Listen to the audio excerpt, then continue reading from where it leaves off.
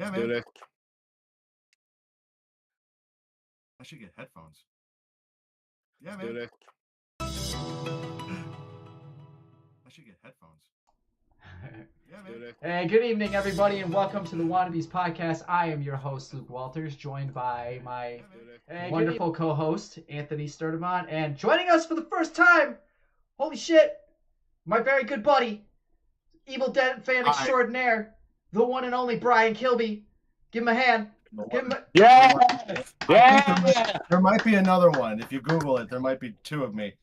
But yeah. Hi. But you're the coolest one, man. This is- Come on, Mr. Brian Kilby himself. This is the one that matters. Thank you. It is. It's. I know, Luke. You've been asking for so long. You'd be like, bless you. You've been asking for so long for me to be here, and I'm here. I'm here. Hey, this and is... what a first time too for the Evil Dead. That's what I'm saying. You know. This couldn't have worked out any better for us to have you on the show today. But yeah, we I should definitely. I need headphones. You guys look so professional with your headphones. I mean, I think you got microphones too. Damn. I should get. Yeah, you're welcome. The beautiful part about it is like look, you don't have to worry about it because for us it's like a loopy thing, but we're not getting anything coming from you, so your setup's actually pretty perfect. Yeah. Okay. So no, you good. Yeah, this is out of necessity. I don't, I'm not trying to look like shit. I'd rather free ball it like you are. What? Like I have to do this. He needs. Fun fact, everybody: Mr. Brian Kilby is the creator of the greatest movie ever created in the history of movies, and that is Guardia de Male 2.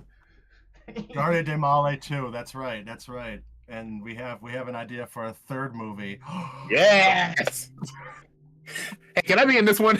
I'm not even an actor, but I'll do it. You could be in it. You could help me shoot it. You could pick up the food on the way to set. Yes, you could do it all. I'm just gonna wear these headphones as a prop. I'm not even gonna plug this shit in, but it makes me look more like makes me look more like you cats. It's fucking beautiful. Here we go. All right, so before we get into the actual review of the movie and start discussing Evil Dead Burn, as we do on most of the shows, if there is anything really worth talking about, we do a little bit of news. And we have the trailer for Peacock's new Friday the 13th series, Crystal Lake, just dropped a couple days ago. But we finally all got a chance to check it out. So we're going to talk about it for a little bit because I think we're all kind of intrigued. Friday the 13th has been going through a bunch of tumultuous things with the property. Who owns what? Who gets to make what? Who owns Jason? Who owns Friday the 13th? Who owns the hockey mask? A whole bunch of different things. It's been going on for, over almost 20 years. Yeah, it's been a minute. I'm just going to say almost 20 years because the last movie... 20 years. The last Friday the 13th movie that came out officially was in 2009. We were actually discussing it. Maybe we'll get to reviewing that movie at some point. But that's the last actual Friday the 13th movie that we've gotten. Just recently, they put out an ad for fucking Orchard fucking cider. Wasn't that what that was for? We finally got a little glimpse of Jason in a mini short that came out, I think, last year. But now we have another little piece of Friday the 13th coming out. A24 is producing. It's going on Peacock. It's called Crystal Lake. Stars Linda Cardellini. Good luck, you guys, saying that last name. And we checked it out today. How do we feel about it? What do we think?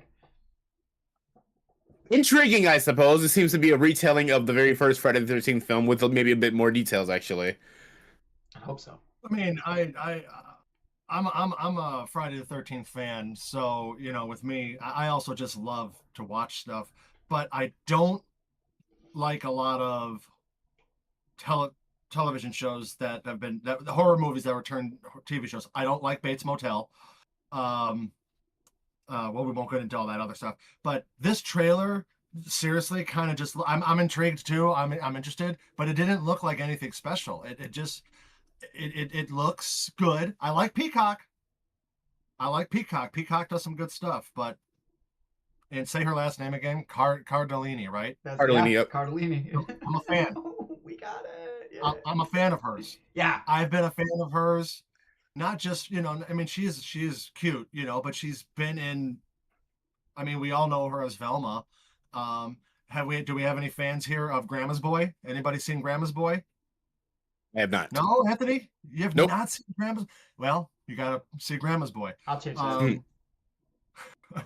Now, I'm excited to see it mainly for her, to be honest, mainly for her. Yeah. But Freaks and I'm Geeks, interested. Kilby? I'm not following the whole news though.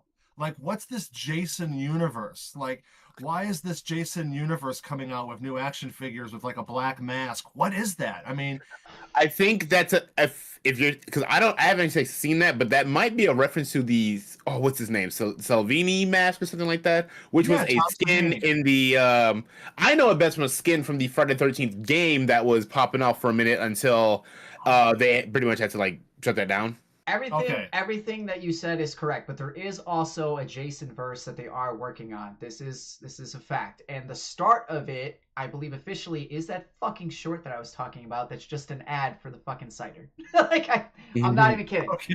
Okay. This I think is its own separate thing outside of that because this is A24. I don't know who did that or who's doing the Jason verse stuff. Seriously, I don't think they're connected, but Well, A24, yeah. because of the rights thing, I think we're gonna have to double check this, but I believe I Cunning. thought they fixed that. I was pretty sure they shook hands and they worked something out, I think. That's what I'm saying. I don't know. The last I heard was I believe Cunningham owns Friday the 13th, but the other dude, I'm sorry I can't remember his name, owns Steve Miner. Jason. Owns Jason. Mm. Steve Miner, I believe, yeah. Yeah, like I said, by the way, great director in his own right. Or no, it's Victor Miller. It's probably Victor Miller. But I really thought I heard months ago that they shook hands. But anyway, yeah. For me, honestly, I enjoyed the trailer. I'm gonna give it a shot. I'm definitely gonna give it a shot. Yeah. Because I like that actress. I like Peacock. Peacock has actually been putting out some entertaining shows. Show's good. We're not talking about Twisted Metal, but I mean, I was surprised by how well Twisted Metal turned out. So, yeah, I'm gonna give it a shot. I'm debating because I don't really watch a lot of TV anymore, actually. But we will see. We'll see. Like you said, Brian, nothing's really wowing me other than the fact that I guess the franchise is back in film/television for me because the latest thing we have had of any Jason was he was recently added to the game Dead by Daylight, actually. And even that's kind of a bit fucky. It was kind of like somewhat the same issue they had with adding Ghostface, where Dead by Daylight only got the rights to the mask, but none of the actual Scream characters, so they created a whole new character who just also happens to wear the Ghostface costume. Jason is not 100% the same, but there is definitely some differences between the Jason we all know and love and what Dead by Daylight was pulling off, actually. Mm-hmm. So, yeah, there is some iffiness on how they were allowed to portray Jason in said game, actually. So, but it is, I guess, cool that Friday the 13th is, I guess, making its comeback, actually. And my theory is if this is going to be like a ongoing series, I wonder if they'll, like, each season cover different, like, movies just in TV form. Like, this first season will be the first one where Mrs. Voorhees is the killer, and then maybe the second season will adapt more of, like, the Friday the 13th Part 2s and so on and so forth until you get canceled, yada, yada. Jason drowns in 1954. Yep. Jason drowns in 1954. So clearly, in the first movie, takes place in 1980. So there is a huge gap in between him drowning and the first movie that we know of, Friday the 13th. So there is a lot of room to play around with. But I hear what you're saying. I'm pretty sure this whole first season is going to be about the whole drowning of Jason, young Jason, and then Pamela basically going into rape. Yeah. So. Yeah. But yeah, I'll give it. I'll just give it a thumbs up right now because I give everything a chance, and I like her and I like Peacock. So let's see what they do. Yeah. Oh, and A24. I'm not going to say I'm on the A24 train. Apologies. But they do some quality stuff. Yeah, they do quality stuff. So let's give it a shot, I say. Yeah, we will see where it goes. It's cool. It's cool that the franchise is doing anything to begin with because it's been since 2009 since we had something. My personal favorite Jason in video games is Mortal Kombat X, but that's just me. Everything you guys said. So we'll see what happens. Oh, but when it does come out, if either one of you are right, then that's going to answer any questions that I have about who owns what and where the franchise is going as far as the rights is concerned. So I'm just on that front, like I'm excited because I want to know. But all right, yeah, that's our news for the day. That was our little insight into how we're feeling about Camp Crystal Lake. But let's get into what everybody really came for, and that is our review of Evil Dead Burn. Yeah, Man. everybody really came for Evil Dead Burns. Oh boy, here we go. Should have anyway. All right, so I don't know how to take it. I don't know. I'm not saying I don't. This is my first time here, so I'm not sure what that Anthony's face means. So I just think this is gonna be fun. right off rip, Evil Dead Burn is a 2026 American supernatural horror film directed and co-written by Sebastian Vanasek, produced by Rob Tapert. Produced by Rob Tapert and series creator Sam Raimi, it serves as a sequel to Evil Dead Rise, which honestly didn't know fully until I actually saw the movie. The sixth installment in the series. The film stars Sohelia Jakob. That's about as close as I'm gonna get with that. As a young woman who seeks solace with her in-laws following the death of her husband, as the family comes together in a secluded house, gathering becomes a family reunion from hell as members gradually turn into deadites. Stars Tondi Wright, Hunter Dewin, Lucianne Buchanan, Errol Shand, and Maud Davey in supporting roles. Evil Dead Burn was theatrically released in France on July 8, 2026, followed by the United States on the 10th. In North American territories and by Sony Pictures releasing through its Screen Gems banner internationally, the film received mixed reviews from critics and has grossed $2.82 million worldwide on a budget of $20 million. I'm going to leave it there for now. Dre, go ahead and get us started. I'm going to pull up the domestic box office. All right. Well, actually, you covered a lot of ground actually there with cast, a little bit of a premise, and just barely box office news, which I have it up right now if you want me to go for it. Actually, do it. Okay, so as of July 16th of 2026, Evil Dead Burn has grossed 16.9 million in the United States and Canada and 11.3 in other territories for a worldwide total of 28.2 million, as you said. In the United States and Canada, Evil Dead Burn was released alongside that live-action Moana, which we dodged a bullet. I didn't have to watch that actually at the moment, and was projected to gross around 15 to 20 million during its opening weekend. The film earned 2.3 million from Thursday night previews, and it went on to debut to 13.7 million in its opening weekend, finishing fourth at the box office. So, all right, there's our box office news for Evil Dead Burn. I saw it on Thursday. I saw it on Thursday, the first time they had 3:00 in the afternoon. That's when I went and saw it. How was your you theater? were committed. You were there. How was your theater? How was the atmosphere?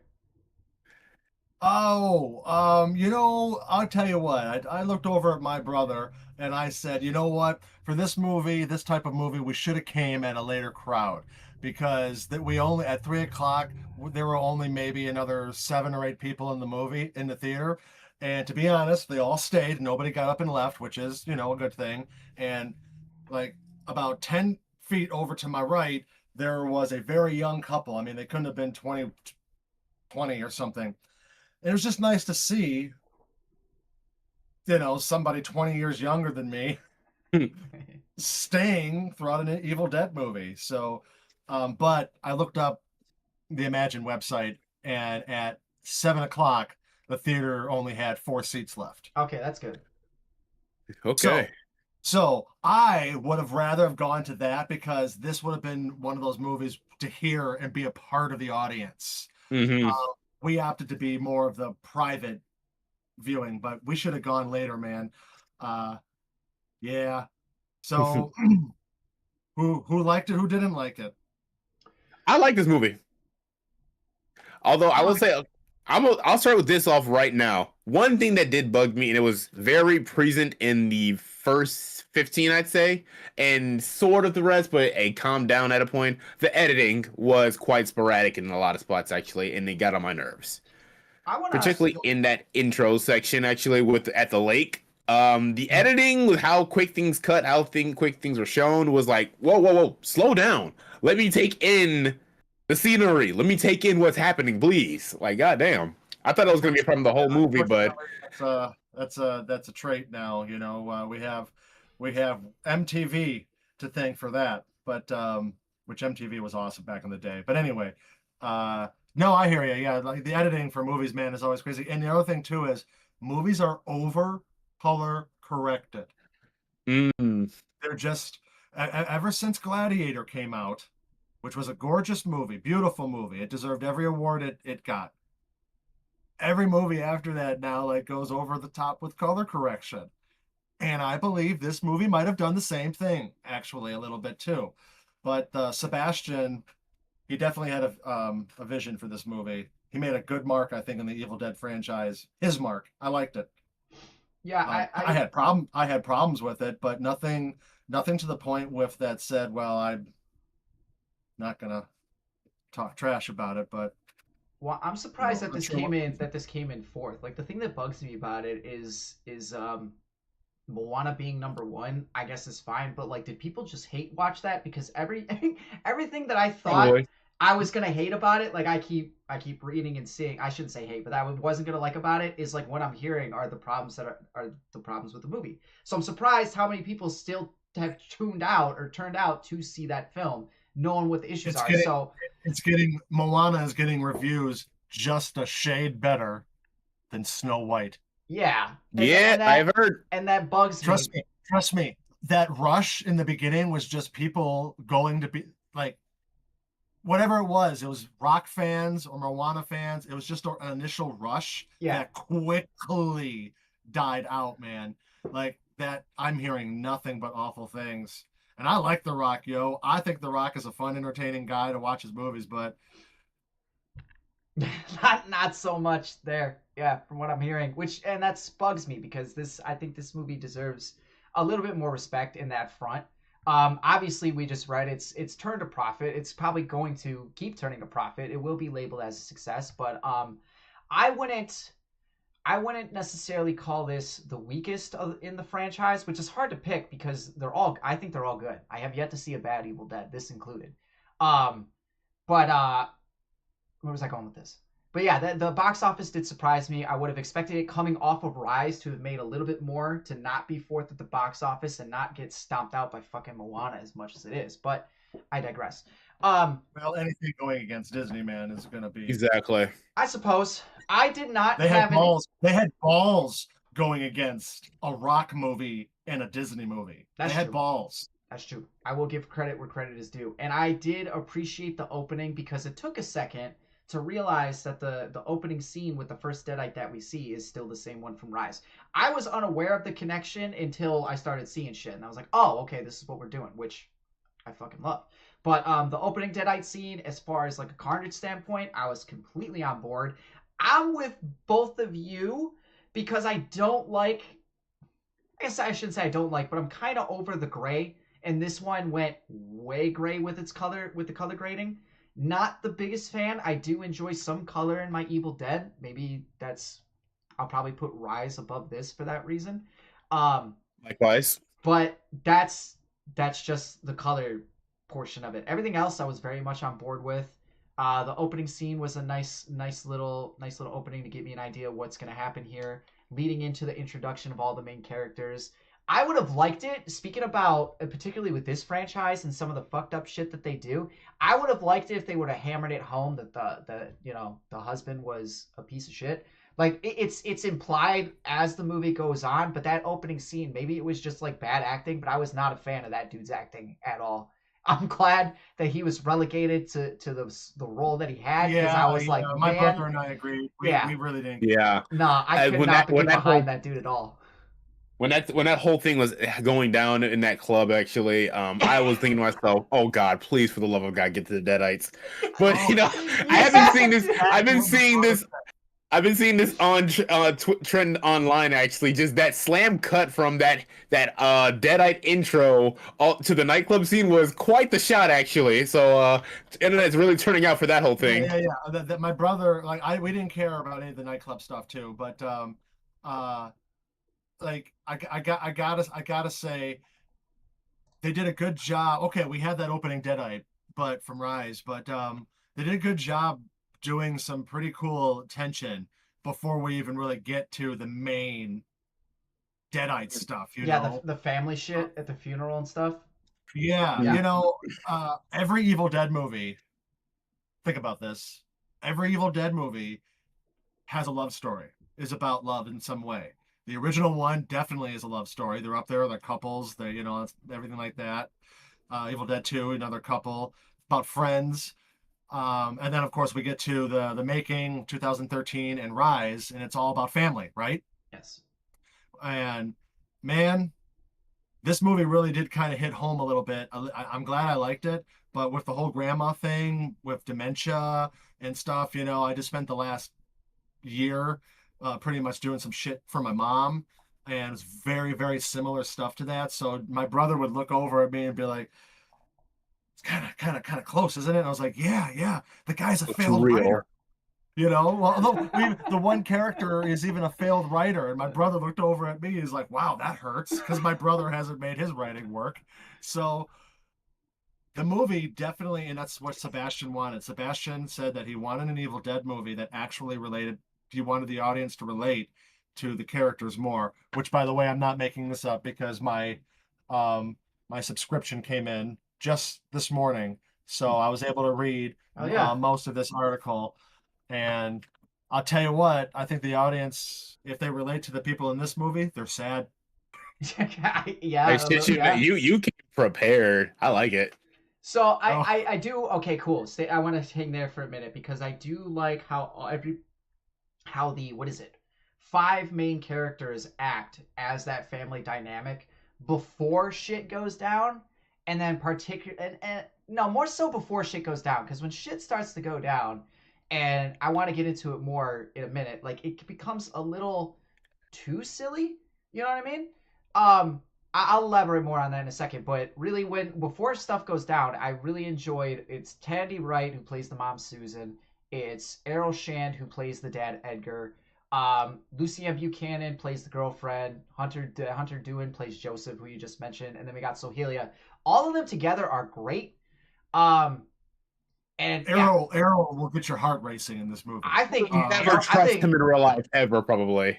my man kind of steals the show. Like I'm a little more upset that I'm a little upset there wasn't more focus on him as a Deadite. Actually, I would have appreciated it more if it focused on his Deadite as like a main one. Not that we get. I would say we get that as Lucy Ann's character as Taya, the girlfriend. That kind of becomes the main Deadite in this one, but I wasn't too into her as a Deadite. I don't think Sebastian, I don't think went for the whole. He did throw the girlfriend into the basement. Every fucking deadite ends one. There's always one fucking deadite that ends up in a basement or a cellar or a crawl space, and she happened to be the one for this movie. Yeah. But I don't think Sebastian wanted a deadite to be the face of the movie. If there is, it's the father. I mean, even though I think they would focus on her in the basement, I still think it's the father, because he's the one that first of all, that infestation period, where he's trying to start the saw up, and then that dinner scene. Holy shit. We're not doing spoilers, right? I mean, If you can avoid it. yeah, okay. Well, I mean, you probably should warn people about animal violence. We won't say what kind. Yeah. I was like too far. Hurt the rating for this movie for me a little bit. Okay, I'm an animal owner. I love animals, and I don't do this, but my wife will go onto a certain website and be like, "Oh, are there any animals that die in this movie?" Yeah. Oh, no, no, no, no, no, no, no, no, no, no. Does the So, dog die.com. Okay, well, you're gonna Damn. want to search it for this movie. Yes, please do. I gave a warning to a friend at work saying, "Hey, you might want to skip this one because not only is she not the biggest fan of some gruesome stuff, but I was like, I did describe what happened to poor old Max. Yo, Man, Did you continue? I mean, look, I will kind of give it a half pass, because they did prolong the dog after what happened at the dinner table. That dog's a character throughout the rest of the movie. you know what? Yeah, that's true. Yeah, I appreciate Deadeye Dog. Deadeye Dog was cool. That's fine. Hey, say it. Good. I've never Say it seen with it your whole before. chest, Kilby. We've never seen a Deadeye Dog. That was pretty cool. So I'll give you that, but I didn't like seeing it still. Like how we got there. that dinner scene is brutal. Oh man. Even before what happens, your heart is just like your chest is so tight just listening to these people talk. That might be my favorite scene, but then that leads me into what I don't like about the family dynamic, and it's like, all these movies are funny in their own right. Like there's comedy in Evil Dead, 100%. But what I didn't like that much was that we were using the dementia for laughs. I wasn't the biggest Mm. fan of it because I don't think it lands. Like even unintentionally, I was like, that's just not. All right, I don't think that's particularly Well, funny. yeah, obviously, I didn't find it very funny Yeah, for obvious reasons. right Um, though. That's but eh, even though I, my just to be clear, my mom didn't have dementia. She was just suffering from that UTI hallucinations and yeah. thought that I was oh. somebody else. So, but anyway, it's very similar. But yeah, go ahead, Anthony. You I were was just like, because my take on that whole thing with the dementia uses for comedy, like I get where you guys are coming from. I am sorry to admit that it did give me some chuckles actually, just as A kind of couple a of them quick did. tension A breaker couple of moment. them. Is like, for God's sakes. Yeah, a I mean, couple of them did. it did make me and my brother laugh a little bit, but that's by that time we had already been invested into the movie. I know characters. I'm never insulted by movies, which is why I'm never the type of person that'll watch a movie all the way and then something will happen an hour in and I'll be like, oh, this whole movie's trash for me. That's not me, man. Um, the I mean, if we want to talk about something with the grandma, and this goes up with all the Deadites, and I'm not going to skip ahead here, but look, I like this movie. I'll even go far as saying that I like it more than Rise, and I'll tell you why later. But Oh, we're gonna get into it. they're they're Deadites. They're Deadites to me. His vision for the Deadites to me weren't very Deadite. I didn't have much makeup. I got contacts, but he Sebastian.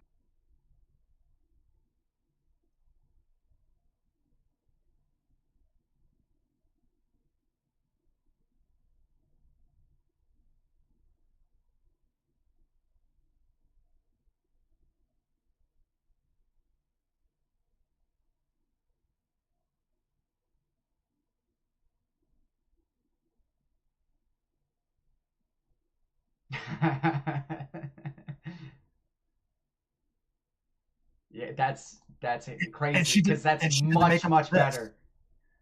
Oh, their Deadite visual look was horrifying. Yeah.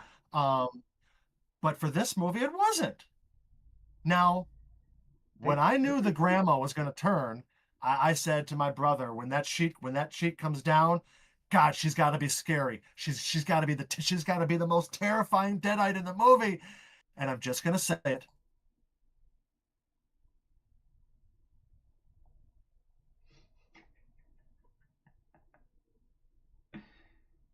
Hey, And they kept Okay, so I get where you guys are coming from actually too. So I can't disagree with you guys because yeah, the makeup was a little lacking actually. I do like that the Deadites were a bit more characteristic in this one. I do actually like that, but I get where you're coming from because no let down with the makeup. But well, that does kind of how seem to be the initiative now with the Deadites is to give them just as much personality as the characters, sometimes more, which I don't think is a bad thing. I do like them putting more emphasis on making them feel different, but this, yeah, they act different. They act like Deadites, but they don't look like it. I mean, look, like here's what when you turn into a Deadite. The contacts were even different. The Deadite yeah. inside of you knows everything that's inside of your head. So that is why the Deadite is actually a more interesting character Mhm. than the human form of somebody because the Deadite brings everything out into the light. Mhm. The husband and the wife kissing. Look, I actually liked it at the start, but to me they kept it a little long. Okay, well, I want to ask you. I want to ask you specifically something because your one of your biggest hangups about Rise that we've talked about many times is that they did that thing that they have done for not just Evil Dead but for horror movies too much, and I think they may have even done it when the 13 one came out, and that was saying it is the most brutal, the most gory, the No, most violent, right? that's actually that's my problem. Right. That's my only problem Yeah. with the movie, and I can't believe it. I can't believe it affected me that way. Well, this But one Bruce didn't. Campbell was interviewed, Rob Tapert was interviewed, the actors were all interviewed, and I Yeah. watched all this before I saw the movie. Oh, it's the most brutal Evil Dead yet. Oh, the gore is great, and then I watched this movie, and it's barely over Army of Darkness gore. I was completely let down. Everybody loved that cheese grater scene. Oh man, that looked like magic markers. I'm sorry. I'm sorry. Well, You I'm bringing that up because they didn't do that with this one. And how do you feel about the gore and then the sequences and the violence in this one? I was pleased. I was pleased. I was happy that they finally brought gore back into the franchise, real gore. Um, and see, that's my problem. I like the Deadite from Rise, the mother. I forgot her name, the actress. She's fantastic. Yeah, see, she's fantastic. Alyssa Sutherland, that's her name. That's the actress name. The character named Ellie. Yeah, I absolutely thought she was great. The other actors did a great job. That's not my issue. Maybe I have a little bit of the issue of a director literally copying Demons 2, directed by Lamberto Bava, and that's what I tell people. If people want to go see Evil Dead Rise, I say watch Demons 2 instead. But I support the Evil Dead. I'm not disappointed that Burn is connected to this because it's a franchise, and as we all know, Wrath takes place in the 70s, and it's literally going to go back to the beginning and connect all 6 movies or 7 movies at that time together. So it's just what happens. I have more questions that I want to ask you about that actually, but first, Anthony, how do you feel about the horror and what the effects, the practical? Because they were all practical. I don't think I saw anything that leans towards CGI in this movie. The only CGI in Burn was slight blood splatter and extra fire. That's it. That and the final Deadite was. Oh. Yeah. Let's save that. Let's save that actually. But yeah, I would say the gore, the effects in this film, pretty damn good actually. There's one sequence in this movie. It's like no. Oh damn it! I was hoping someone would stop her, but let's just say someone's gonna go deaf in an ear. And sometimes ear injuries fuck with me a little bit actually too. Yeah, I was a fan of the effects, the gore, and everything like that. I love the scene that involves Deadite Daddy with a gun. That was probably one of my favorite scenes of the whole movie. I was like, why? Talk about straight up brutality, and proof to the living that you can't fuck with me. Yeah, that is true. There's no other bigger proof than what he did. So. Yeah, and also just going off of what you guys were talking about earlier about who would we consider the main Deadite is, I still would say the dad for the most part is, because I think he definitely had the most presence, especially in that one long take, which was, oh man, that was like awesome but hella uncomfortable at the exact same time too, because I feel like the undertones was domestic violence, and I was like, this is cool and all, but I feel some type of way. Yeah. And speaking of feeling some type of way, Luke, did you hear my message after I saw the movie last night? Yes, I did. Yes, I did. Listen.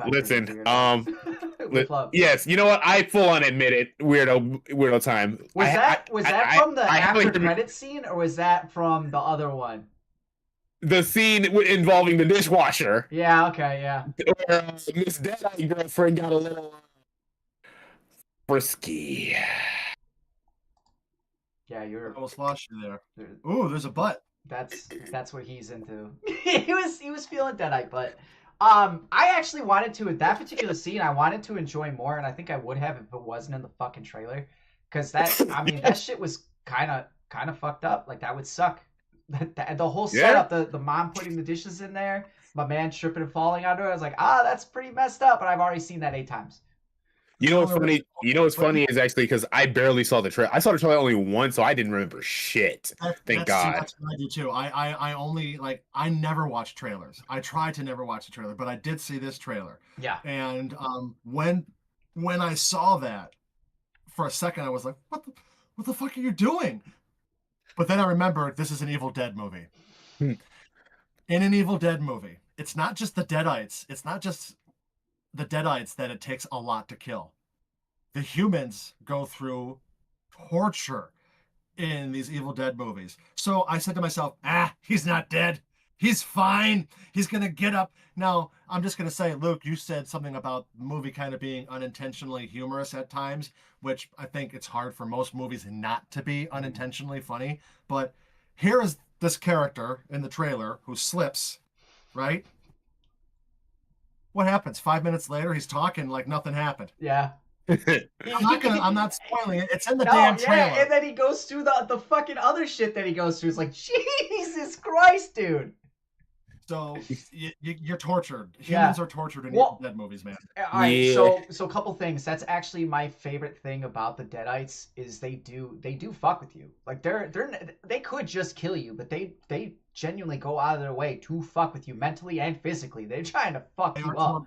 It's a Deadite. A Deadite is a tormenting demon. They have been since part 1. that's their whole thing, and that's why it is equally important, or that's why like what they do to you, you do back to them by dismembering them to get rid of them. That's really the only way to do it. Those are the rules.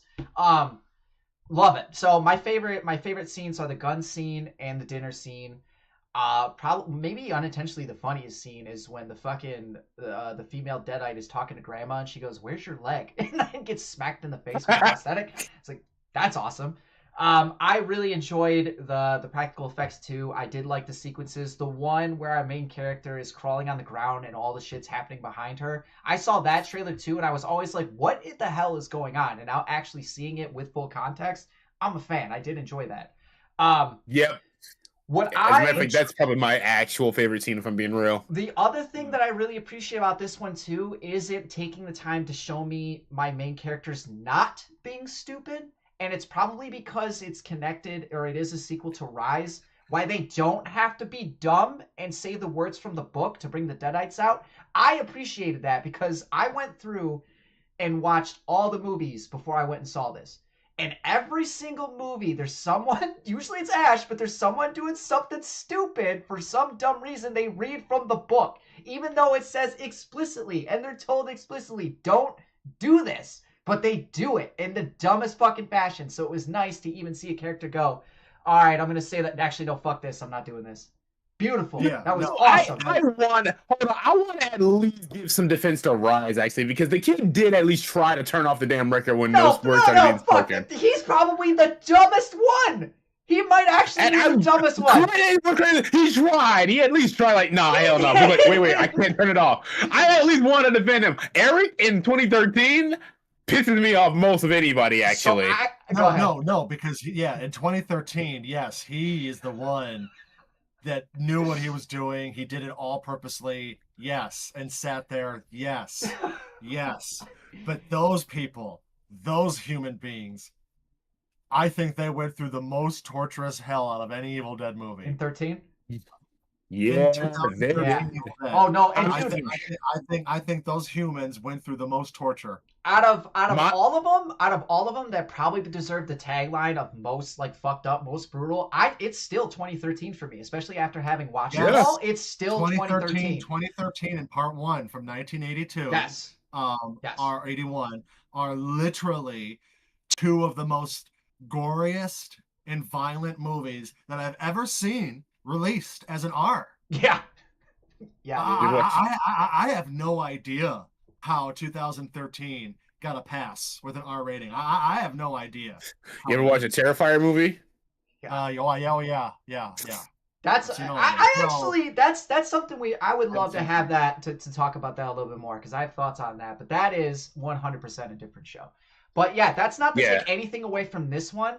And this movie, especially out of the last 3 that have come out, including this one feels different. Rise and 2013 definitely feel like they're absolutely in the same universe. This one is a sequel, but the color grading, the way that the Deadites act, the way that they look, it feels like you said, Sebastian definitely put his mark on this movie, and I appreciate that a lot. Like it's still very much in the universe, but he made this his own film. He's not really following rules so much.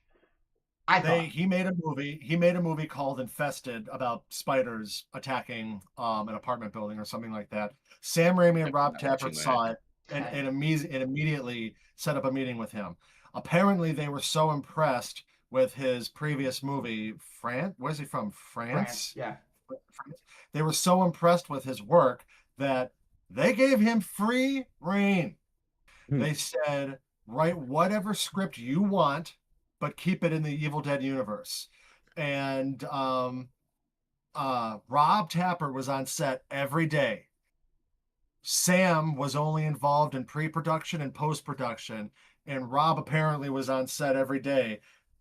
And the word is he'd leave the end of the day being like, wow, I didn't have to say anything. And that's pretty rare for an on-set producer who didn't have to say anything. But obviously he's going to protect his baby. Well, You yeah, know, it's but probably they've probably been why it's very there. good. They've been very very good at picking their filmmakers to make these films and usher the franchise forward. Never mind. I'm not even gonna go there because I'm gonna set Anthony off. But 2013 Rise and this, they picked their directors very well, and they've done great jobs with the franchise and ushering this along to be a 45, 46-year-old franchise, and now we still have movies coming. Like it's a bona fide franchise, and yeah, they've been spot on with their picks. I would argue about whether or not Fede deserved a second one, or even Cronin deserved a second one, even though technically he got it. But Second I'm one, not. and it was horrible. I'm not going there. And whether or not Sebastian deserves a second one, but I do like that they. It seems like they have a plan, and they let these guys come in, and they go, okay, this is the story that you need to push forward, but do it your way, and that's awesome. I do like that. And I'm okay with them. I don't need a sequel to Rise, which technically this was. I don't need a sequel to this movie, which technically Wrath will be. But they're doing it in a way where they're not like direct sequels. They're just connected, Yeah. you know? So I'm cool with that. You know, go ahead, connect the movies somehow, you know, make it cheeky or make it cute, you know, connect the movies. But I like each movie being its own thing. Um, we don't do sequels very well these days. We really don't. Sequels back in the day were famous for being better than the originals. You know, how many people say Terminator 2 is better than Terminator 1? How many people love Back to the Future Part 2 more than Part 1? I mean, back in the day, man, sequels were the shit. Today, all sequels are is a fucking remake of the same movie, and they do it like 2 years or 1 year later. So, which by the way, which is why I don't know if you've heard, Wrath is not coming out until April of 2028. Yeah. Wrath is not coming out next year. They're actually giving the franchise fresh air to breathe. And then when Wrath comes out, hey, we got a new Evil Dead movie. All right, you know, so like I'm cool with that. I'm cool with that. I mean, that's probably the way to do it, because you know, once you get the fucking machine behind it, it's usually out of the creator's hands. So it's nice that Sam, Rob, and Bruce have been that active this long and still are. Like it's off of their backs that this shit is and luckily it's has been Ghost as good as House. it has. Yes. You know? Yes. So I mean, with the logo that hasn't Oh. changed in like 20 years. God, I love that opening. That shit makes me smile every Yeah. time I see the door close and that skeleton head peeks through. You know, so they're not bound necessarily to Universal Pictures. You know what Yeah. I'm saying? Mhm. Like it's all them. So Yeah. they do what they want to do, and I'm cool with that. But I give Sebastian's vision for this movie, like the color correction. Look, I'm not I don't need my movies to be pretty. I'm not against it. When it works, it works. When Edgar was outside in the gun scene we were talking about, but even before the gun scene in the snow, that was snow, right? Yeah. That, you know, it kind of looked like volcanic ash, which in a way, when you think about it, burn, Evil Dead burn, volcanic ash. But anyway, I didn't necessarily care for the blue-gray palette. I really didn't. I didn't either. That's why when the end happens where the house is on fire, that's when I was like, ooh, now we're getting pretty up in here. So yeah, and you know what's funny too? Kind of funny how they did that, right? Because here you are. Well, I'm not going to use dull, but here how they dulled down the color throughout this entire movie, and then all of a sudden they burn the shit, and you got this burst of color because you know, of course, the fire is lighting up things that are color in the house. And that's probably a conscious choice, right? I'd imagine that's something that they went into it with ahead of time, thinking about, because the movie's cold, right? The movie's dark. The movie's somber. Of course, the color palette has to follow that, and that's cool and everything like that. But I didn't need it. It was too crisp at times for me. Yeah. And I'm not smart enough to really use the proper terminology, but at sometimes it looked like it was video game like the cut scene from a video game, where it's Mm. just like overly color corrected. And I think that snowy ash was a little much for me, even though it was a nice touch. It works in But certain cases, but maybe not throughout the whole thing. well, But it doesn't. I like Edgar. And what we've got a similar taste in that we like a little bit of slop, we like the grain, but we can definitely tell when it's like, okay, you manufactured this. You know what I mean? And that's what that color grading feels like. You have gone out of your way for the look when you probably could have just done it on set, right? You You both could are gamers, right? yes. Well, right. Okay, see, thank you.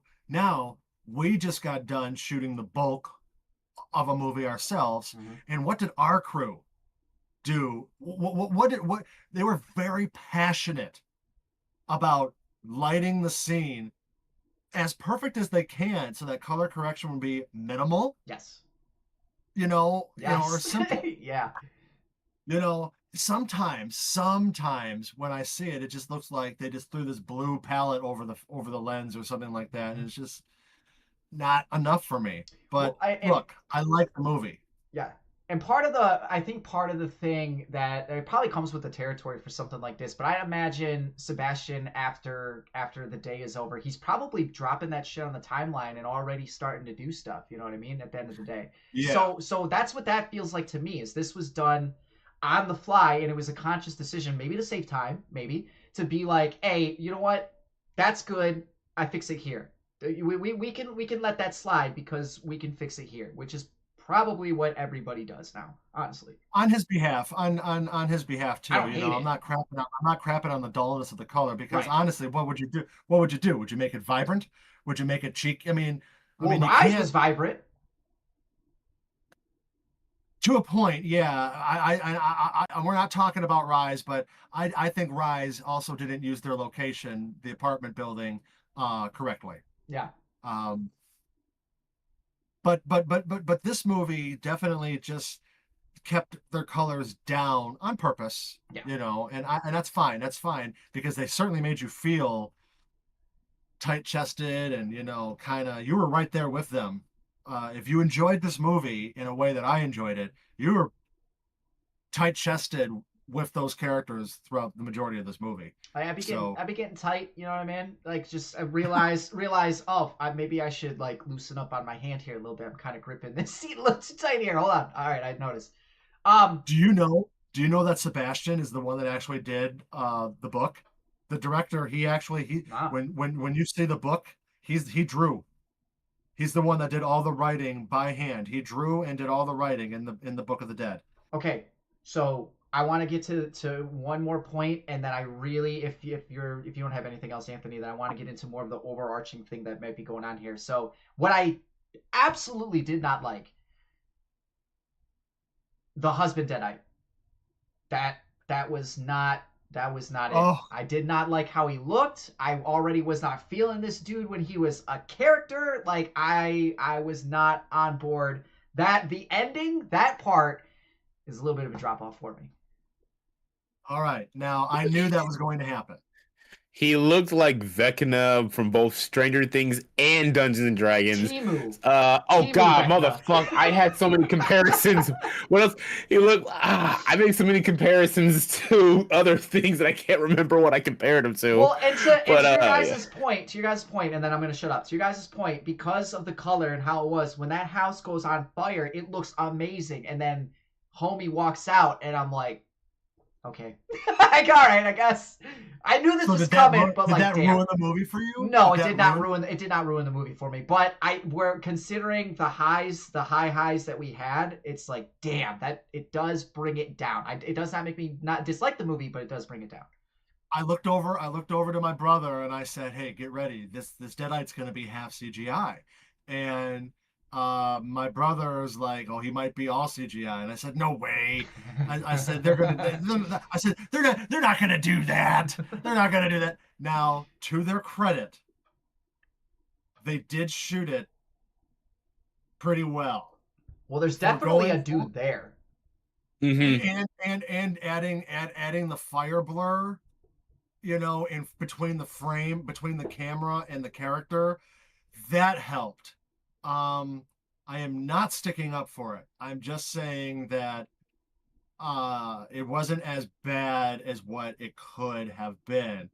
But unfortunately, that is what we got. And I do say unfortunately because, come on, if you couldn't have done like a live action Final Deadite type thing, should have rewritten it or something, or done something a little bit differently. But it did not ruin the movie for me either. I just, hope for something. It did not ruin it for me either. Actually, though, I was watching that and I actually deadass forgot. Oh yeah, these movies need a final boss deadite. Actually, it's like, oh, they kept saying what's his face was coming back, so I was like, oh right, how could I have forgotten? How can I not have seen this coming? Actually, I will say, out of all the final bosses we got since 2013 or any of the Evil Dead for real, this is the weakest in my eyes. This is definitely the weakest final boss. But I did like the voice. I actually did. I actually like all of the Deadite voices in this one. Actually, I actually love their dialogue. Okay. Yeah. And I think with the undertones of domestic violence combined with the evil that is a Deadite, I was like, woof, this is kind of hard actually. I liked I liked the Deadite dialogue.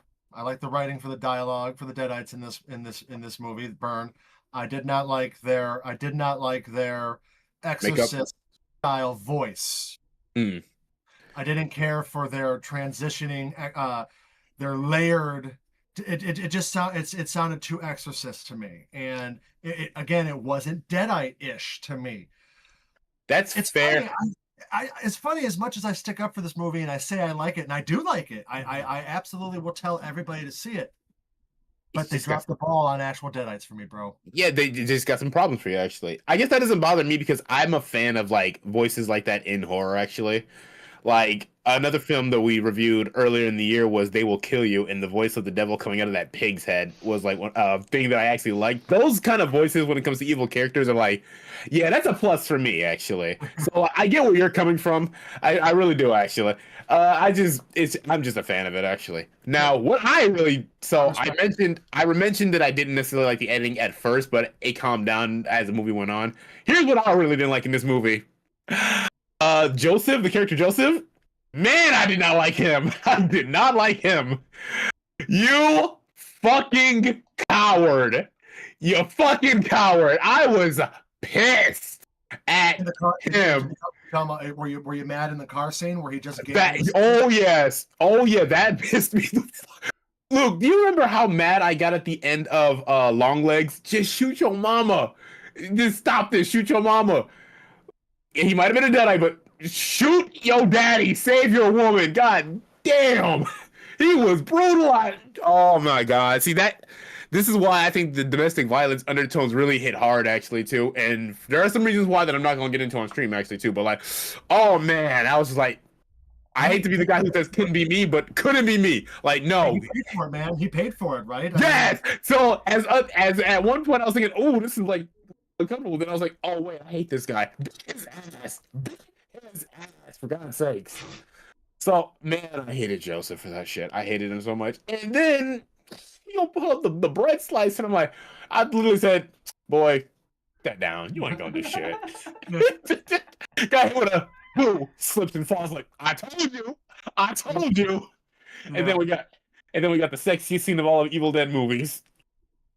See, and that okay. So I want to make sure before I get into it, is there anything else that you guys wanted to touch on? Because we pretty much touched on everything that I wanted to discuss. But is there anything else that you guys really want to talk about? Well, one of the things I did read too in the new article in the new Fangoria was that Sebastian, he was told that he got free reign, and so he went gore heavy. So they turned the movie in at first, and they got an NC-17 rating from the MPAA. And so they're like, no, man, you got to do this. So they trimmed some stuff down, submitted it back into them, and then the MPAA went, okay, well, all right, it's a little bit better. We can give you an unrating. And like, oh shit, no, we need an R rating. So anyway, he did talk about briefly in the article there that there is some significant gore that had to be cut out. And he has plans on releasing his director's cut because unlike Fede, who does not like his 2013 extended cut. I love it. Hmm. I think they cut out some pretty cool stuff in Fiday's movie. He doesn't like it. I gotta check that out. Sebastian is very excited for the audience to see his extended cut. That'll be cool. Is it an Evil Dead Yeah. movie if we're not toying with NC-17 though? Like, can you actually legally call it an Evil Dead movie? Hey man, I haven't heard any story about 2013 going through rating hell. I don't know what they went through. I mean, when the bitch got her arm cut and it's just hanging there by a tendon. Yeah, dude. I was like, what the fuck, man? I mean, this isn't cartoonish. That's fucking real. Yo, it was a different time in 2013. Holy shit. We didn't give a fuck apparently. Did the same thing even happen for Rise? I don't remember anything Rise being like considered NC-17. Maybe I Rise don't might remember have had anything something about it. I don't know. So, all right. Lastly, I will say too, Yes. I'll give Evil Dead Burn props for taking me back to the cabin without taking me back to the cabin. Yeah, That old house was the perfect location for this movie. That was a solid location in the middle of nowhere too, and everything too. You do know, for a horror film and an Evil Dead movie, and being in a dilapidated house like that, I was like, I said props, because they didn't go back to the cabin, but they still did a similar thing, but it was different enough. Well, you know that house is in Ash vs. Evil Dead, right?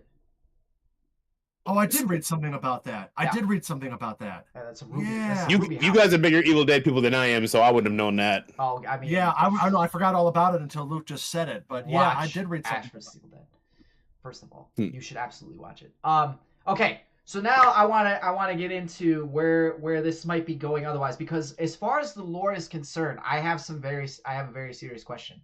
So the whole as far as the Deadites are concerned, the whole reason why there's a reason why they go after the family. They are connected to I think it's the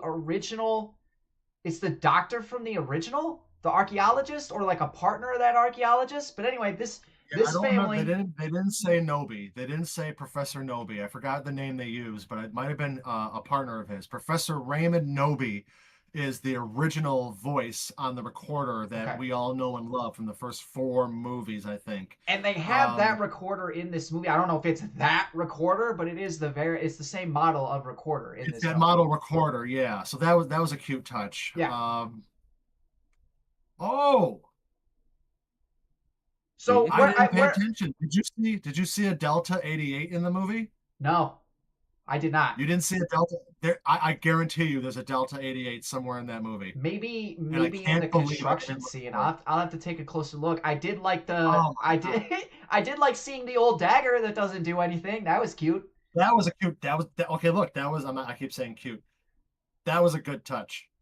Because when I saw the dagger, I went, "Oh my god, that's it! Oh look, obviously that's it." Yeah, they got baby knife. So I do want to ask though, because according to the lore, right, whenever the Deadites come out, there is a chosen one that is supposed to battle the Deadites. Do we feel that? Hold on, let me make sure I get the names right here. Sheila, she. Alice. I'm gonna stick to the character name. Do we think Alice is a chosen one? Is she even worthy of being a chosen one? Because my whole thing was with the Deadites, they're very much after the family. I'm not gonna get into why because it's kind of spoilery, but they're after the family. They're not necessarily after Alice. She's just there, right? So whereas like Beth in Rise, the book, the Deadites are risen, the words are spoken from the book, and she's there. That would label her as a chosen one, just like Ash. Right? So I'm wondering if we still can, or even Mia in fucking 2013, are we throwing her in the same category as that? Does that even count? Because the whole object for the Deadites was the family, and they were already brought back in Rise. So yeah, how do we feel about that? I think Sebastian went a different way with it. I don't think he even focused on anything like that. Now, to go with what you're saying, I think they do want us to believe that Alice is the chosen one, especially by, remember how the very her end shot, how she's sitting there with her eyes closed and then she opens her eyes up and they cut to black. Yeah. Just a stinger like that, you know, just a stinger like that, where she's all battered and covered in blood and her eyes are closed, and then she opens her eyes, and then you hear the dun dun dun, they cut to black. Just that alone kind of tells the audience that, well, maybe she's not done with this, or maybe they, you know, whatever. Yeah. But I personally think Sebastian didn't write it that way. I don't think he meant for any of them to actually be that, because that is the lore. There is a chosen one, but look, Ash is the chosen one. So I think part of breaking away from the Ash lore is when Rob Tappert and Sam Raimi are telling these new directors, look, here's the story. You don't have Bruce Campbell. Take it and do your thing. Yeah. I just think they dropped the chosen one. Okay. I think that's too Ash. So I'm wondering about that, especially Anthony. Please go after this. I'm just curious because especially with the post-credit scenes, like it's building up to something, and we've got 3 characters out there now, not including Ash, because regardless, I don't think Bruce Campbell's coming back. I think we're just done here, right? And especially with the cancer diagnosis that he has right now, it's probably just a straight up no-go. So like it's leading up to something, and I imagine it's leading up to some kind of hero, maybe heroes, maybe that's what we're doing. But I took this as the way I took, Anthony will understand this, the way I took Dragon Ball Superhero. This was like the filler episode, and I'm very excited about where this could be going next. But this to me was just, it's set up to something. So now I'm wondering, like, are you going to do anything with the previous heroes? And given the rules that have been established before, does Alice meet that criteria? So I was wondering that's why I wanted to know what you thought about it. Unless Wrath goes past the 70s. Yeah. You know, if Wrath starts in the 70s and maybe halfway through it goes to present day where we bring in Mia or something like that, that's the only way they can do it. Yeah. And just to say really quickly too, just to backtrack a minute, what we were saying before, I'm going to stand by the whole, there is no chosen one anymore, even from a creative standpoint from the producers. In Evil Dead 2013, the brother, who was the one that looked like was going to be the hero, who was the one that looked like was going to be the star of the movie, right? What was he wearing? Yeah. He was wearing the blue shirt. Yeah. He was wearing the brown pants. Yep. He was wearing the Ash uniform. Yep. They killed his ass. Yeah, they did. That was the producer's way. Don't worry, it's an old movie. I know spoilers. That was the producer's way of saying, this is a new Evil Dead universe. There is no chosen Ash anymore. Do your shit. So I kind of stand by that whole thing about there's none of that. But to go to what you were saying, you just said what again? Remind me. About well, now we got they're building up to something. Yeah, because it is clearly building up to something. Yeah, I mean, look, I personally think it's because it takes place in the 70s. They are doing a whole. They're gonna this new Wrath movie is gonna connect the whole franchise. The whole franchise. I guarantee you, even if Bruce is just a picture. Yeah. In the Book of the Dead, remember the famous picture of the chosen one holding the chainsaw up? Mm-hmm. They might just show that and then have a scene where like, well, that guy failed and now here we are today. Blah blah blah. I do think that I don't know what they're gonna do, but I don't know, man, if I want to see all the surviving heroes come together. I don't know how that would work. I mean I know how it would work. I don't know if I'd like it. But then again, thinking about it, you know, I do like the hero ladies from Rise. You know, the end parking garage scene from Rise is my favorite part. But we do get a chainsaw shot in this movie. Gotta love it. We do. Gotta get your chainsaw. Anthony, what are your thoughts, man? What do you think? Yeah. You guys are gonna have to correct me if I'm wrong about this because you guys are way more knowledgeable about Evil Dead as a whole than I am. But after I watched the movie, I was just kind of in an Evil Dead mood, and I actually ended up watching like a timeline video that included Ash versus Evil Dead, and I also kind of learned like how the rights to Ash versus Evil Dead versus what we've got now have been working because they don't necessarily have rights to what's been going on in that series actually, but everything is still like in the same universe actually. So Luke, every time you think what are they building up to, do you think they're building up to the Apocalypse, I guess. It's whatever, because like I know that's a unused ending in Army of Darkness, if I recall, right? And then like Yep. Ash vs Evil Dead, like I think ended with like, okay, we couldn't use it in the past, but now we kind of have it here actually. Well, he does time Eh, travel at the end of fucking Ash versus Evil Dead. So I mean, there Okay, is so there's that. time travel and stuff like Yeah, that. But like, if it's all connected, right? Which we'll see how they do it. But if you're looking at it that way, then technically Ash is just chilling in the future, doing whatever the fuck is going on over there right now, and that's why maybe you're not necessarily seeing him right now because he's vamos, he's elsewhere. out, he's in the year fucking 23, 24, whatever the fuck. Yeah. So like considering because I didn't even think about it until then, because I always forget the beginning of Rise took place after everything that happened in the apartment building, and then this film, the way it ties into Rise and stuff like that, and how things end, I'm like, oh, we still got problems actually, and I'm like, wait, is that where they could be going? Because I don't want okay, little spoiler, you click off, mute the stream, whatever like that, because I'm sorry, because to get my point across, I gotta mention it because 3, 2, 1, because Deadites are still out there. They're still out there by the end of this movie. Yep. We got one that I'm like, oh, you're still around, so that's a problem. And then we get the post-credit scene, which, okay, that makes no sense to me. Y'all go. Somebody gonna have to explain that to me. It's hardcore. No, when I read about it, they said the same shit in the article. They were like, we don't understand how, but this character's back, and they even said like what happened in the scene, like touching the thing. Exactly. And I went, oh, all right, sure. All right. Wait, how? You're gone. Like, how are you here again? Which is cool. Okay, it is so cool to see that character. It just don't make sense. How the hell did you come back? Evil Dead, baby. Also, damn, brutal. She was too popular of a character. That's what happened. She was too popular of a character from that movie. She does kill it. She did a good job. She did an amazing job, and Mm-hmm. they just kept that character alive. So, however,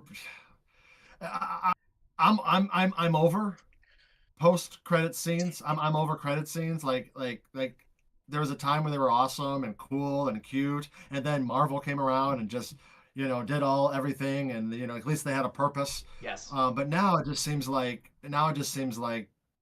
every movie has a scene and they just put one in there to put one in there. I'm not even going to talk about the 2013 Evil Dead post scene. Give me a fucking break. Yeah, I forgot about that. Yeah, we love that Bullshit. one. Yeah, that's bullshit. Uh-huh. But anyway, look, there's 2 post credit scenes. All we'll say is like to anybody who's still listening, or how do you tell if is there anybody on? Yeah, we got views. We have an audience. Okay. It's a small one, but we got audience. It's people. Yay. But yeah, there's 2 post credit scenes, so you're gonna get one, but stay all the way to the end. Yeah, it's that end one that people have issues with and questions about, like how the hell. See, and that's where like that's a big part of why I was wondering what you might have thought of where this might be going overall with the franchise, because I agree with you.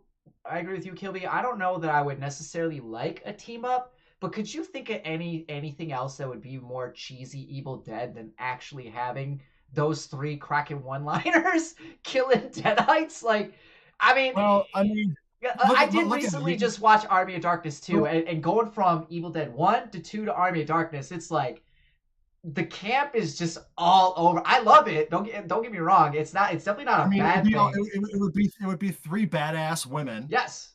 Right? Yes. Killing Deadites. Yeah. So look, that is cool when you think about it in that way, try to prevent the apocalypse, perhaps, the Deadite apocalypse.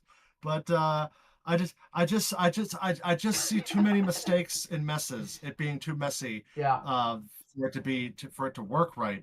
But again, I like the girl from the end of Rise, the chainsaw girl scene I thought she was a pretty cool character. So to see her again would be kind of cool. As you know, all these Evil Dead movies, they're all shot in New Zealand. Yeah.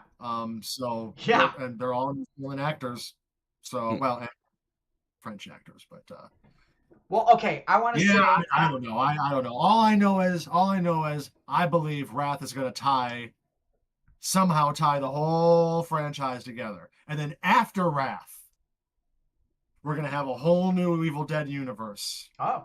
that has nothing to do with any of this. That So I'm very curious to see if that's where it goes. I want to say one more thing, and then I'm done. We can say whatever you want, and we can get into scoring if you want. But the last thing I want to say is my biggest problem with franchises like this, I talk about Dragon Ball all the time. Like, can you just I like what they're doing. I love what they're doing, but can you pick a definitive ending, particularly for Sam, Rob, and Bruce?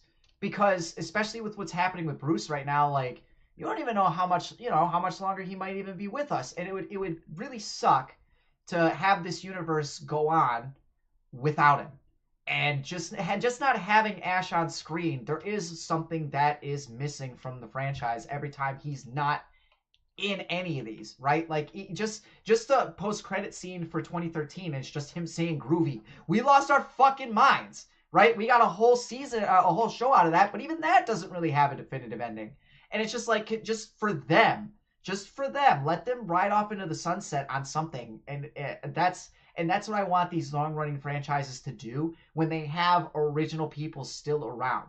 Pick an ending, stick to it, and then, like you were saying, have Wrath connect it all, and then do something else. I would appreciate that. Like if Bruce can have like a final, Yeah, you know, because he didn't, he hasn't, the character hasn't had a final ending. no. But we'll see, man. I mean, we just don't know. I mean, as far as I know, Wrath finished shooting 2 months ago. Yeah, yeah, So, I mean, it is kind of Bruce's last chance to do anything in the Evil Dead world. Yep. And, you know, I have an Evil Dead script, but as you know, I'm an uber stupid Evil Dead fan. And in my Evil Dead script, does exactly what you're talking. It literally does what you're talking about. It gives Ash's character, who is not even in the movie, to the last ending. But anyway, no, but yeah, yeah, I feel like that should be important to them and to the franchise in general to give them some kind of closure instead of like I'll tell we're just gonna keep dragging this along. I Again, know. Hey, you know what? Hey, I can honestly say that I know Bruce Campbell a little bit. I know exactly what he'd tell you. He's damn happy where he is, just raking in the dough and keeping clean and get no blood on him. I yeah, guarantee you, he has no inclinations to play Ash again. I guarantee you. And if they did it, it would be a total creative thing where like it would end something. But no, man, yeah, Bruce is totally happy raking in the cash and staying clean. yeah. Guarantee it. No, I Guarantee agree. it. I'm sure that is exactly what you'd probably say too. No, for sure. But outside of that, I got nothing left. Whatever else you guys want to say, the floor is yours. Well, I guess I did like the Evil Dead Burns score, so when I think it's ooh, already been released that's under good. Waxwork Record, so I'm gonna probably pick that up.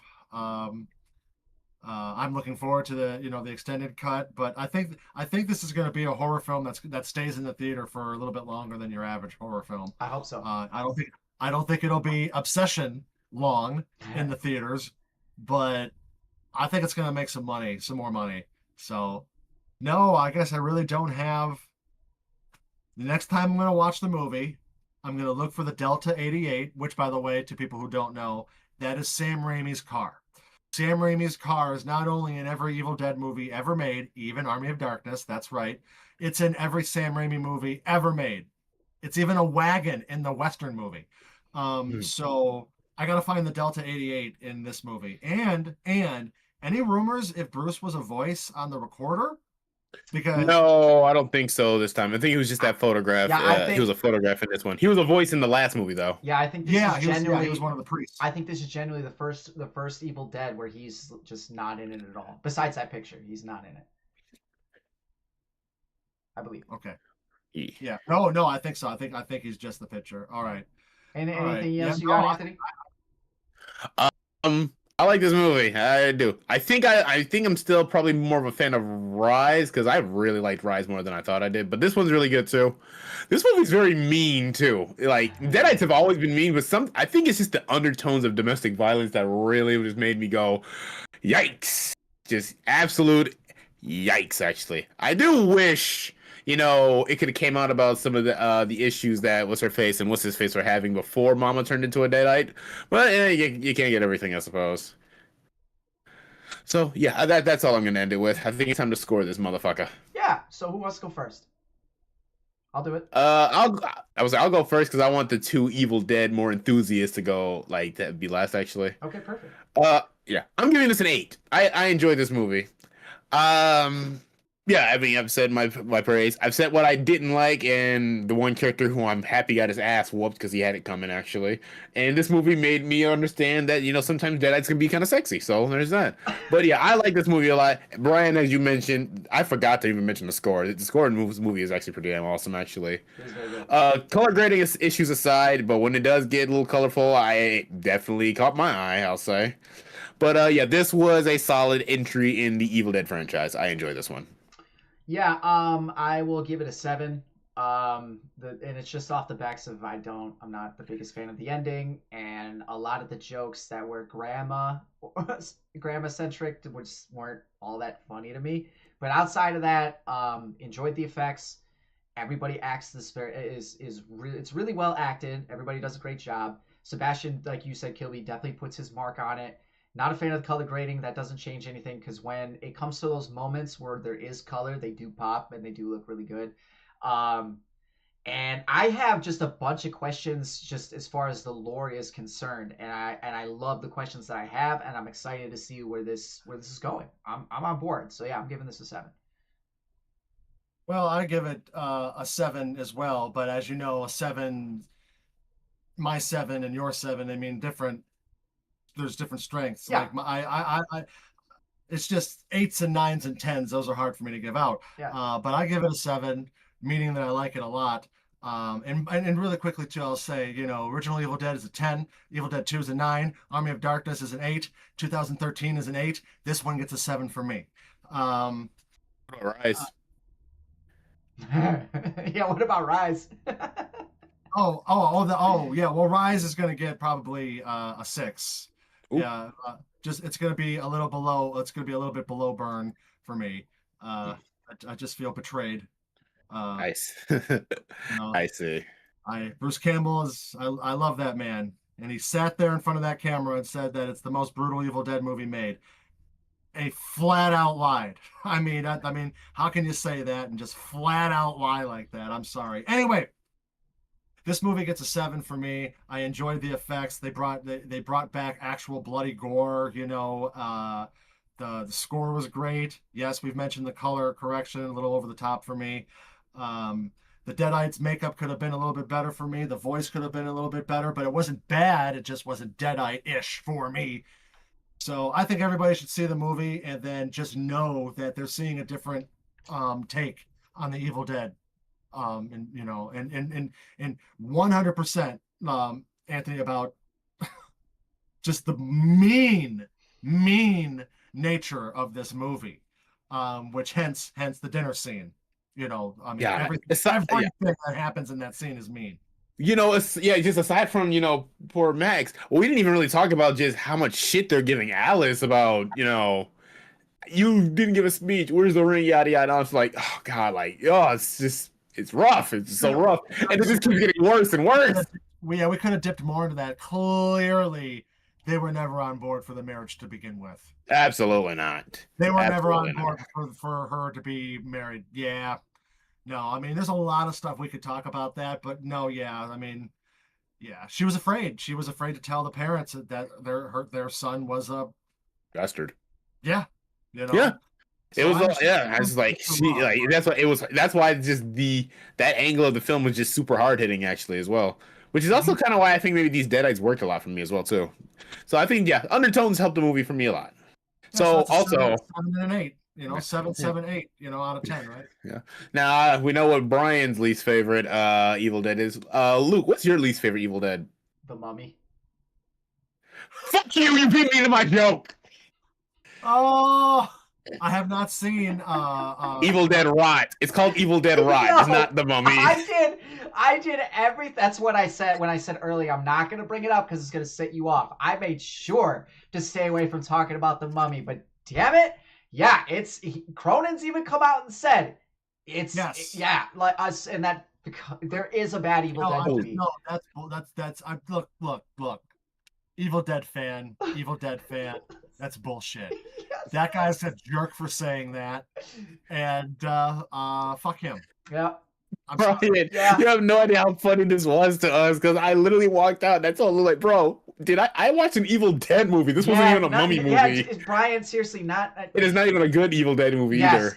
if there's a bad Evil Dead movie for real, it's The Mummy, and like it does everything that it possibly can to feel like an Evil Dead movie. It doesn't feel like a Mummy movie at all. It's in name only. All right, I'll watch it. Yeah, seriously, name only, dude. Everything else is Evil Dead. The coloring, the way the demon acts, all of it, dude. Oh, Yes, dude. That was not, she was not possessed by mummy. That was a fucking deadite. Yep. That was a damn deadite. And that movie's mean too. Particularly the one character. And honestly, I ain't gonna cap. I wonder who I feel more bad for. Oh my god, I gotta think that through. Yeah, that movie was mean too. Also very body horror-ish too. Like, oof. Yeah. Like there was. It's under the body horror category. Yeah. Yeah. No, it's seriously everything. I didn't know it fell into that category. So look, I'm gonna see it now because I've heard so much fun stuff about it. I gotta see it. Yeah. Yeah. When you watch it, you'll just understand why this is. We consider this Evil Dead. Yeah, get back to me after you watch it, please. I'm very curious. Luke, update me on what he thinks too. Actually, Well, we'll get back. I mean, not for the show, but we'll get back on this, and we'll just let him go. See what he has to say for real. But all right, hey, that was our review of Evil Dead Burn. Go watch it. It's a maybe not very. It's a very good movie. Very good. It fits well into the Evil Dead franchise. As we've stated here, there's really, taking The Mummy aside, there is not a bad Evil Dead movie. This fits right in. It's leading to some bigger things potentially. Can't wait for Wrath. I'm way more hyped up to see Wrath now than I was before, and I was already pretty fucking stoked. So yeah, I'm very excited where this franchise is going moving forward. And yeah, you'll probably see Kilby again on the show regardless, but he'll definitely be back when we do Evil Dead Wrath, but that's not going to be till 2028. So stick around. April 2028. Follow us on all the socials. I'm not going to name them all. We're on everything. We try to put what we're going to do next a week ahead of time. So just follow us and stick with us about what we're going to do next week. Maybe Brian will be back for that one. Who knows? We'll see. But I'll just say it now because I think the next thing that's coming out that we all can do, I think it's the Odyssey. Ooh, you want to do the Odyssey, Brian? I'll see if I can see it. Yeah, that'll be fun. Like I say, fuck Moana. Let's. I know I've got a bit of some beef with Christopher Nolan, but that's actually a Christopher Nolan movie that I'm like, wait, I actually might kind of want to watch that. For the purposes of a show, hate watching Moana would be entertaining, but I really don't want to. I'm sorry, Morgan, if you're watching. I told you wouldn't do it. I told you wouldn't. But we'll cross that bridge later. But yeah, thank you guys very much for sticking with us. Brian, thank you so much for being on the show with us. This was fun. I hope you had fun, man. This was cool. it was fun. But yeah, stay tuned. We'll see you guys next week. In honor of Morgan, who's not with us, don't forget the popcorn. Have a good night. Be safe. Catch you guys later. If you forget the pop.